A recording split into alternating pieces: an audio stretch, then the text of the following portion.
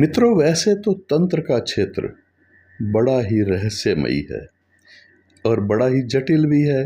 इसको समझना इतना आसान भी नहीं है। और तंत्र में आप जानते होंगे या आपने सुना होगा कि पंचमकार का वर्णन मिलता है। पंचमकार का मतलब है मैं अक्षर से आरंभ होने वाले 5 प्रक्रियाएं और 5 वस्तुओं का आवश्यक होना। इसमें जो पंचमकार हैं उसमें प्रथम मां से मध्य, दूसरा है मास, तीसरा है मीन, चौथा है मैथुन और पांचवा है मुद्रा। इस प्रकार मध्य, मास, मीन, मुद्रा और मैथुन ये 5 मकार कहे गए हैं। तांत्रिक अघोर तांत्रिकों का, कुछ तांत्रिकों का तो ये भी मानना है कि इन 5 के बिना तंत्र प्रक्रिया पूर्ण हो ही नहीं सकती। तंत्र का प्रभाव तभी होगा जब तंत्र के साथ इन 5 को जोड़ा जाएगा। लेकिन ये पूर्ण सत्य नहीं है। क्यों? क्योंकि ये एक भ्रांति है। कुछ लोग अवश्य इसको मानेंगे और मानेंगे कि ये भ्रांति नहीं है, ये बिल्कुल सत्य है। तो आपकी बात भी अपनी जगह सही हो सकती है। हो सकता है कि इसके 2 मार्ग हों, लेकिन मैं जो इशारा कर रहा हूँ वो एक दूसरा मार्ग जो कि सात्विक मार्ग है। इन वस्तुओं का उपयोग जिसमें नहीं बताया गया, वो वाले तंत्र की बात कर रहा हूँ। तो तंत्र और तांत्रिकों के संबंध में जितनी भ्रांतियां आज जनसाधारण में हैं, इस शास्त्र को लेकर के जिस प्रकार की चर्चाएं होती रही हैं, होती रहेंगी और होती हैं, और जिस प्रकार से इसको हीन दृष्टि से देखा जाता है, वह निश्चय ही विचारणीय है। तंत्र, वास्तविक तंत्र वास्तव में इस प्रकार से दृष्टि देखने योग्य नहीं है। वो बड़ा पवित्र है। तंत्र वास्तव में शास्त्रीय विषय है।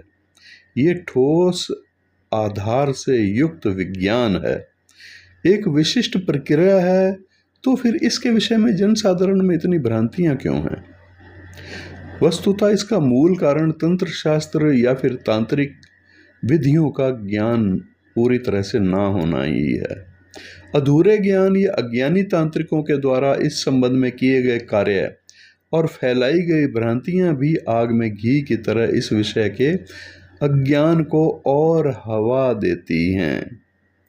तंत्र प्रक्रिया के लिए जो पंचमकार मतलब मांस, मदिरा, मीन, मुद्रा और मैथुन आदि की क्रियाओं को संपन्न करने के लिए कहा जाता है और जिसको इस प्रकार से मैली विद्या बना दिया गया है, वह निश्चय ही इस विज्ञान का अपमान है।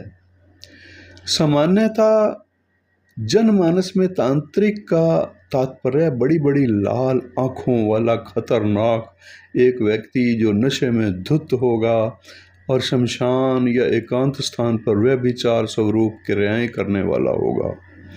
वो मांस आदि की बलि देने वाला और एक असभ्य व्यक्ति होगा और किसी को हानि पहुंचाने के कार्य में लीन व्यक्ति के रूप में ही कल्पित किया जाता रहा है। ये बिल्कुल ही गलत है, दुराग्रहपूर्ण और सत्य से परे है। तंत्र के वास्तविक भेद क्या हैं? आइए इसको समझते हैं। तंत्र मूल रूप से शक्ति उपासना का एक मार्ग है। इसके माध्यम से साधक विशेष साधनाओं को संपन्न करके अपने भीतर शक्ति तत्व को समाहित कर लेता है। ये शास्त्र 3 प्रकार से उपासना मार्ग सुझाता है। पहला है दक्षिण मार्ग या जिसको कहा जाता है समयाचार। दूसरा है कौल या फिर वाम मार्ग। तीसरा है मिश्रित मार्ग। दक्षिण मार्ग को समझते हैं। दक्षिण मार्ग का अर्थ क्या है? मूल रूप से वैदिक मार्ग का स्वरूप है ये, और ये श्री विद्या कहा गया है इसको।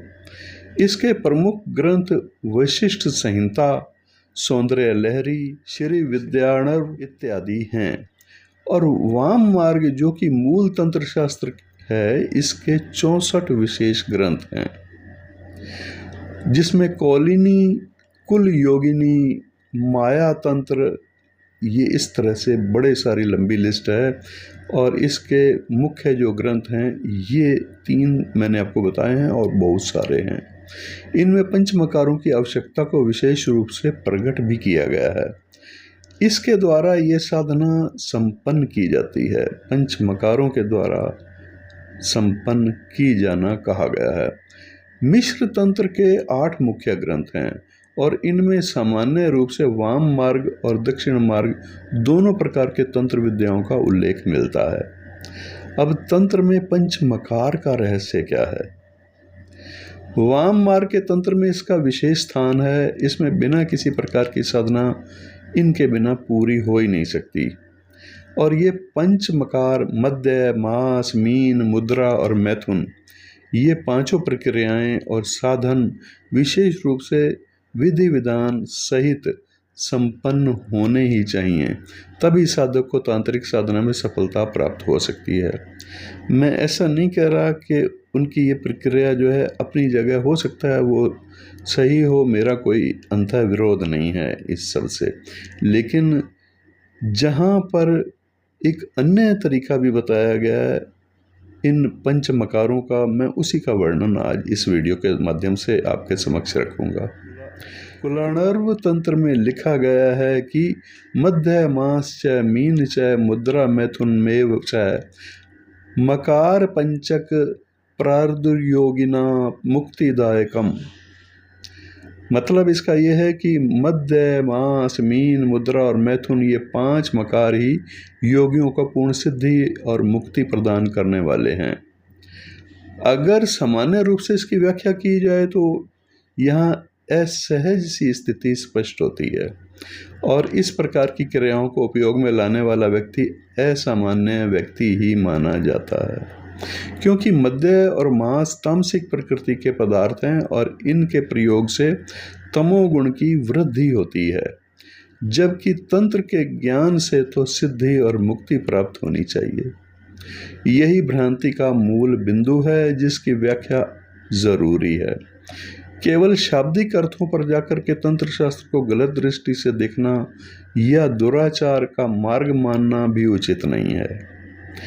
आगे तंत्र शास्त्र के इन पंचमकारों की क्रम रूप से व्याख्या हम करेंगे, जिससे आपको तंत्र शास्त्र का मूल स्वरूप का अनुमान होगा। मध्य यानी मदिरा, इसको अपनी तरह से कई शास्त्रों में उल्लेख किया गया है। योगिनी तंत्र में स्पष्ट उल्लेख है कि मदिरा का तात्पर्य है शक्तिदायक रस, अर्थात शिव और शक्ति के संयोग से जो महान अमृत उत्पन्न होता है वही मदिरा है, जो इस द्रव कुंडलनी में ब्रह्मरंध्र और सहस्त्रार चक्र से स्रवित होता है। कुलाणर्व तंत्र के अनुसार गुड़ और अदरक का मेल ब्राह्मण के लिए मदिरा के समान ही है। कांसे के पात्र में नारियल का पानी क्षत्रिय के लिए मदिरा के समान ही है और कांसे के पात्र में शहद वैश्य के लिए सुरा अर्थात मदिरा ही कहा गया है। जहाँ किसी तंत्र साधना में सुरा का प्रयोग हो वहाँ इस प्रकार की सुरा विशिष्ट वर्ण वाले व्यक्ति को प्रयोग में लानी चाहिए। मदिरा के दिव्य स्वरूप के बारे में शास्त्रों में क्या लिखा है? ब्रह्म स्थान सरोज पात्र लसिता ब्रह्मांड तृप्ति प्रदा या शुभ्रांशु कला सुधा विगलिता सा पान योग्या सुरा सा हाला पिवत मानार्थ फल प्रदा श्री दिव्य भावाश्रिता या पितवामुने परार्ध कुशला निर्वाण मुक्ति गता। इसका अर्थ है जो सहस्त्रसार पद्म रूपी रस पात्र में भरी हो और चंद्रमा की कला तत्व से स्रवित हो वही पीने योग्य सुरा है। इसको पीने से अशुभ कार्यों का प्रवाह नष्ट हो जाता है और साधक परम तत्व ज्ञान प्राप्त कर मुक्ति मार्ग पर अग्रसर होता है। ऐसे ही व्यक्ति योगी बन पाते हैं। इस प्रकार की सुरा का सेवन करने से आत्म तत्व की शक्ति प्राप्त होती है और शक्तिशाली होकर कुंडलनी जागरण संभव हो सकती है। यहाँ ध्यान की गहराई में डूब जाने से अमृत रस की बात कही गई है। अब मांस जो है वो तांत्रिक साधनाओं में बलि स्वरूप प्रयोग में लाया जाता है। मूल रूप से साधना में पशु बलि का तो उल्लेख मिलता ही नहीं है। मांस का तात्पर्य है शरीर का तत्व, और यह तत्व मूल रूप से लवण, अदरक, लहसुन, तिल, गेहूं की बालें हैं। इनको भी मांस कहा गया है। इसी को साधना के समय यज्ञ में होम या बलि स्वरूप अर्पित करना उचित है। जो साधक बलि देकर के हवन करता है और संयम बरतता है, वही साधक पूर्णता प्राप्त कर सकता है, वही साधक मांसाहारी है। इस से यह स्पष्ट है कि पशु बलि देना और तांत्रिक साधनाओं में मांस का भक्षण करना आवश्यक नहीं है। ये तो कुछ ऐसे प्रवृत्ति वाले तांत्रिकों के द्वारा शास्त्रों में प्राचीन ऋषियों के द्वारा दिए गए मंत्रों के अर्थ का भ्रंश कर पशु मांस को ही आवश्यक मान लिया गया है। इसी कारण तो आज भी श्रेष्ठ यज्ञों में देवी पूजा में नारियल का होम किया जाता है, और वही पूर्ण सिद्धिदायक भी होता है। मीन को समझते हैं। मीन का अर्थ क्या कहा गया है? मीन साधारण भाषा में हम इसको मछली समझ लेते हैं। मीन अर्थात मछली का उल्लेख अनेक तांत्रिक क्रियाओं में विशेष रूप से मिलता है, और इसका शाब्दिक अर्थ मछली मान लिया गया है। मूल रूप से इसका तात्पर्य है कि जब हम किसी प्रकार की तांत्रिक क्रिया संपन्न कर रहे होते हैं तो 6 प्रकार की मछलियाँ अर्थात अहंकार, दंभ, मद, पशुता, मत्सर और द्वेष शरीर में विचरण करने वाले इन 6 प्रकार के दोषों को हमें नष्ट करना होता है। शरीर में विचरण करने वाले इन 6 प्रकार के दोषों को नष्ट कर अपने आप को शुद्ध कर देवता की आराधना में समर्पित कर देना होता है। केवल मछली खाने से यदि तांत्रिक क्रियाएं संपन्न हो जाती तो शायद आज आधे से ज़्यादा लोग तांत्रिक बन गए होते, क्योंकि बहुत से स्थान, बहुत से क्षेत्र ऐसे हैं जहाँ मुख्य भोजन ही मछली है। तंत्र शास्त्र में तो सांकेतिक शब्द दिए गए हैं। इनकी व्याख्या करके मूल भाव को समझने की जरूरत होती है। साधक का शरीर जल स्वरूप है और इसमें श्वास प्रश्वास 2 मत्स्य हैं। जो साधक प्राणायाम का अभ्यास करते हैं वे ही मत्स्य साधक कहे गए हैं। यदि साधक अपनी इंद्रियों को वश कर सकता है तो भी वो वशीकरण क्रिया में सिद्ध भी हो सकता है। कुलाणर्व तंत्र के अनुसार जहाँ जहाँ तांत्रिक क्रियाओं में मत्स्य का विधान कहा गया है वहाँ बैंगन, मूली अथवा पानी फल यानी कि नारियल फल को अर्पित करना चाहिए, और हवन में इन पदार्थों को अर्पित करना चाहिए, ना कि जीवित मछली को। इसके बाद अब मुद्रा क्या है? पंचमकारों की मुद्रा का महत्व केवल उपासना और साधना में ही नहीं है बल्कि अन्य रूप से भी है। मुद्रा का तात्पर्य आंतरिक भावों को प्रकट करना है। कुछ संकेतों, कुछ इशारों के द्वारा मन की आंतरिक जो विचार हैं, आंतरिक भाव हैं, उनको देवता के सामने प्रकट करना। साधना काल में साधक जो साधना कर रहा है उस समय अपने मन के भावों को अपने इष्ट के वार्ता हेतु किस रूप में प्रकट करता है, क्योंकि मन और हृदय के भावों को बाहरी अंगों के द्वारा प्रकट किया जा सकता है, और जब हाथों की उंगलियों और पैरों की सहायता से मुद्राएं बनाई जाती हैं तो ये मुद्राएं आंतरिक भावों का रूप ले लेती हैं। साधनाओं में प्रत्येक प्रकार के कार्य के लिए अलग अलग मुद्राओं का वर्णन मिलता है। मैथुन शब्द का तात्पर्य यहाँ पर क्या है? यानी मिलाना और संभोग। इस संभोग प्रक्रिया का प्रत्येक तंत्र साधना में विशेष स्थान है। लेकिन क्या संभोग का तात्पर्य केवल स्त्री पुरुष का मिलन ही है? क्या तांत्रिक क्रियाओं में स्त्री का उपयोग अनिवार्य है? नहीं, बिल्कुल नहीं। स्त्री का तात्पर्य कुंडलनी शक्ति से है जो प्रत्येक मनुष्य के भीतर स्थित है, और इसका स्थान मूलाधार चक्र है। सहस्त्रसार में शिव का स्थान है। इस शिव और शक्ति के मिलन को ही तंत्र शास्त्रों में मैथुन कहा गया है। कुंडलनी शक्ति से उठने वाली तरंगें शिव तत्व से मिलन करें, यही उद्देश्य होता है। साधना की प्रक्रिया के द्वारा अपने शरीर की उस मूलाधार में रहने वाली ऊर्जा को उस स्थिति तक पहुंचा देना कि शक्ति तत्व पूर्ण रूप से प्राप्त हो सके, शिव तत्व के साथ मिल जाए, मेल हो सके, वही वास्तविक मैथुन है। मूल रूप से पुष्पलताएं स्त्री स्वरूपा हैं और जब इसका समर्पण साधना में किया जाता है तो वह स्त्री तत्व का समर्पण ही है। शरीर का विलास प्रिय होना तांत्रोक्त मैथुन नहीं है।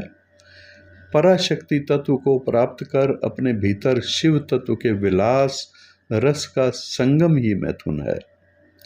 इसलिए तंत्र साधनाओं में और सिद्धि प्राप्त करने वालों के लिए विभिन्न प्रकार के पुष्पों का प्रयोग विशेष रूप से करना उचित माना गया है।